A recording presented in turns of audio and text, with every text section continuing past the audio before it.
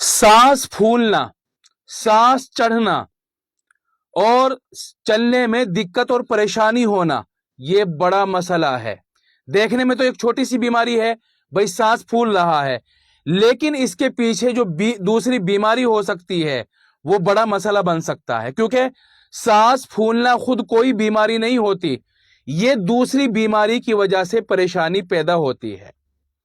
एक वजह तो है फेफड़ों की बीमारी।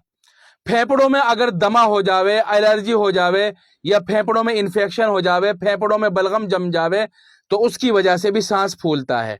दूसरे दिल की बीमारियों की वजह से सांस फूलता है। अगर दिल की धड़कन कम ज्यादा हो, दिल कमजोर हो और दिल के अंदर कोई और मसला हो, तो उसकी वजह से भी सांस फूलता है। इसी तरह तीसरी वजह है खून की कमी। अगर खून कम हो बॉडी में तो उसकी वजह से भी सांस फूलता है।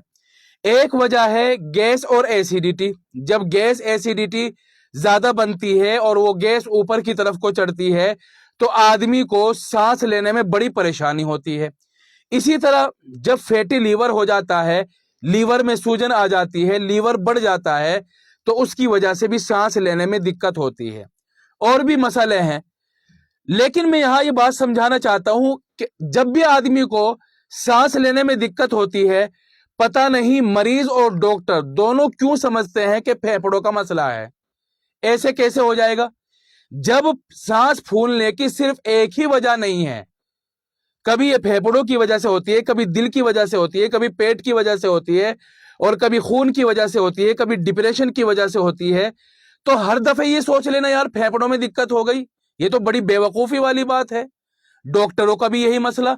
अगर कोई डॉक्टरों को जाकर ये कह देता है सांस लेने में दिक्कत हो रही है, तो उसको फेफड़ों की और लंग्स की दवाई शुरू कर देते हैं। भाई पहले जांच तो कर लो, देख तो लो, देख लो, एक दफे जांच कर लो कि किस वजह से सांस फूल रहा है। उसको अगर एक की जगह दूसरी की दवाई दे दी तो मसला और बढ़ जाएगा। इसलिए मेरा मशवरा हमेशा यह रहता है कि किसी अच्छे हकीम या डॉक्टर से डायरेक्ट मिलकर ही अपना इलाज कराना चाहिए। मैं एक ऐसी दवा बताता हूं, इंशाअल्लाह किसी भी वजह से सांस फूल रहा हो, हर तरह की कंडीशन में यह दवा काम करेगी।